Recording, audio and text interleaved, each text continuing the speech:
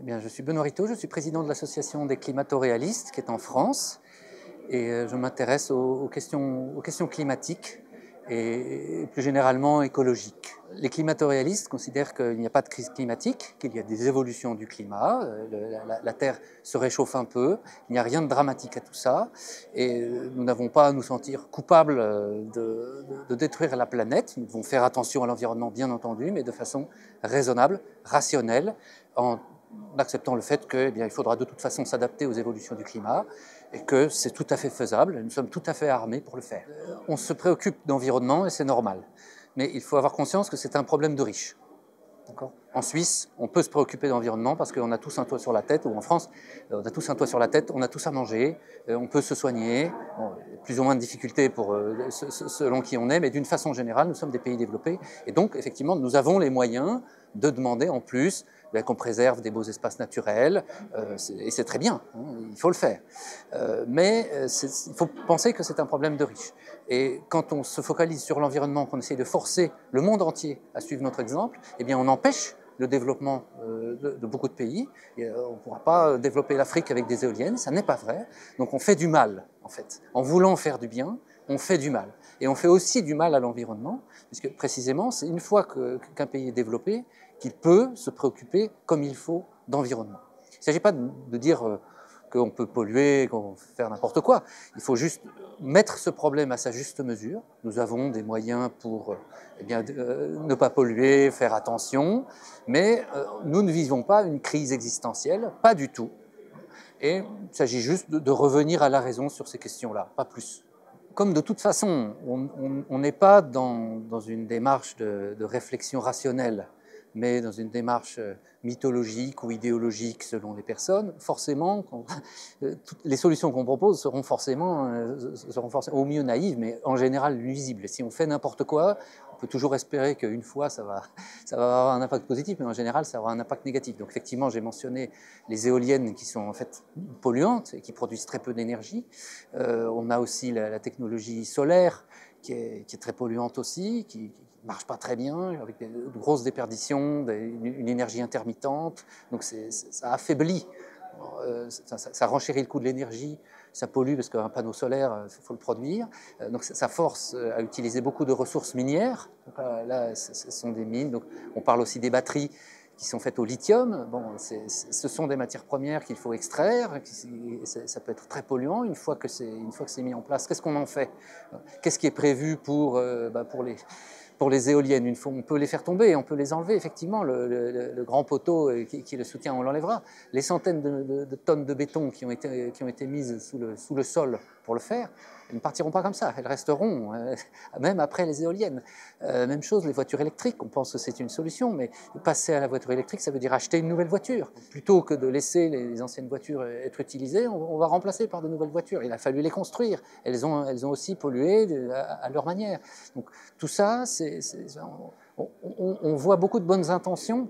Et c'est aussi pour ça qu'il est difficile d'aller contre le discours dominant, parce que c'est un discours qui est rempli de bonnes intentions, qui présente un aspect moral, et on ne voit pas bien que, en vrai, les choses sont plus compliquées.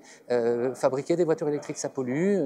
Une transition énergétique, ça pollue. Ça a un coût.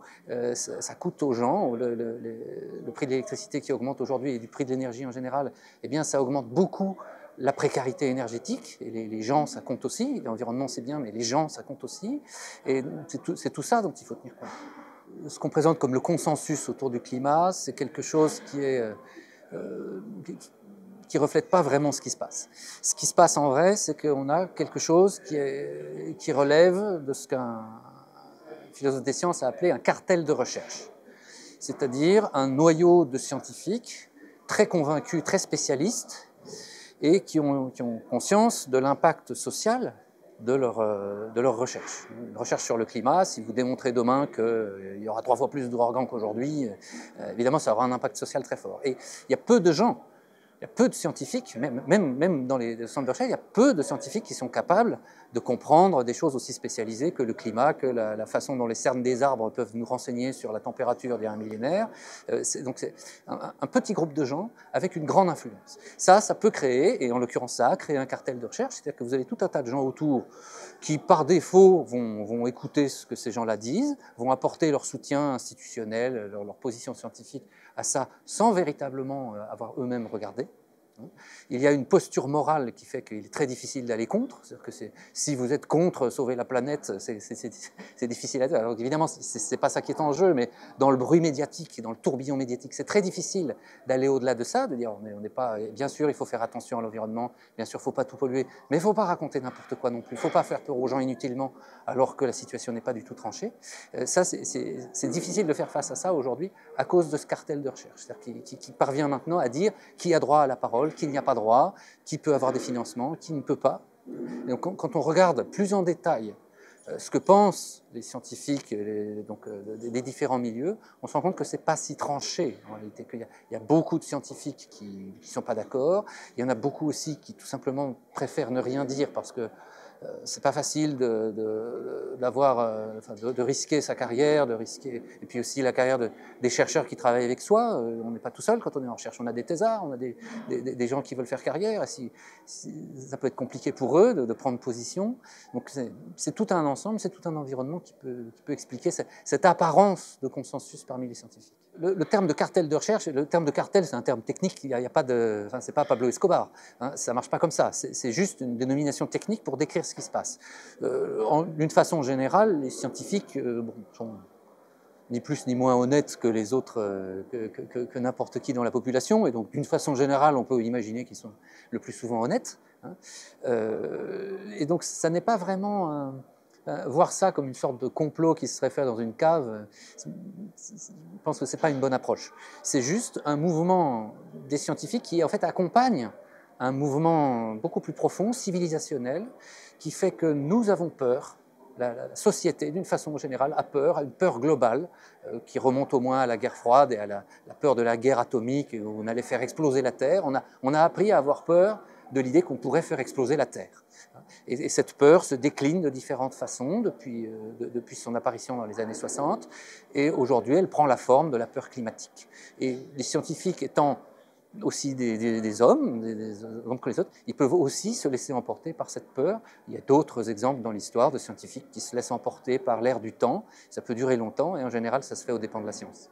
Avec cette affaire de climat, on a affaire à un objet assez fascinant, hein, dans l'histoire. Ça laissera une trace dans l'histoire des sciences, bien sûr, une communauté scientifique qui s'allie à des forces qui lui sont complètement extérieures et qui lui portent beaucoup préjudice. Ce n'est pas la première fois dans l'histoire qu'on voit ça. À cette échelle, c'est vrai que c'est inédit.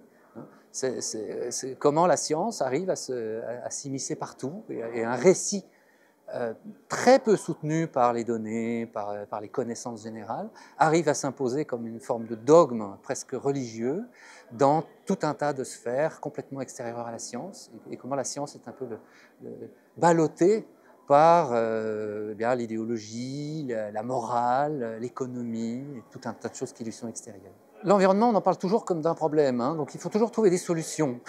Alors, il y a plein de solutions et on les connaît, hein. En Suisse, l'environnement est tout à fait, enfin, l'air est pur, l'eau est saine. Alors, il y a des endroits à polluer, mais on sait très bien comment faire d'une façon générale. Moi, quand j'étais plus jeune, là où j'étais, c'était du côté du Jura, du côté français, où j'allais en vacances, et il y avait une décharge municipale. Donc, et c'était la mairie qui avait organisé ça, et puis on allait tous jeter nos vieux pneus, nos vieux déchets, et puis on y allait, puis on allait essayer de récupérer des choses. C'était absolument atroce, et c'était au milieu d'un paysage magnifique. Ces choses-là ont disparu. On a dit, non, maintenant on va mettre en place des déchetteries, et puis on va traiter tout ça, et c'est évidemment bien mieux. Donc les solutions, on en connaît plein, on sait le faire, on sait avancer, et ça se fait tout seul. Si on fait on n'a pas du tout besoin d'hystériser le débat pour trouver des solutions de bon sens, des solutions qui sont souvent à l'échelle locale. C'est l'échelle municipale, voilà, c'est une municipalité qui va enlever une décharge, qui va dépolluer, qui va nettoyer, qui va réglementer pour pas que les gens fassent n'importe quoi.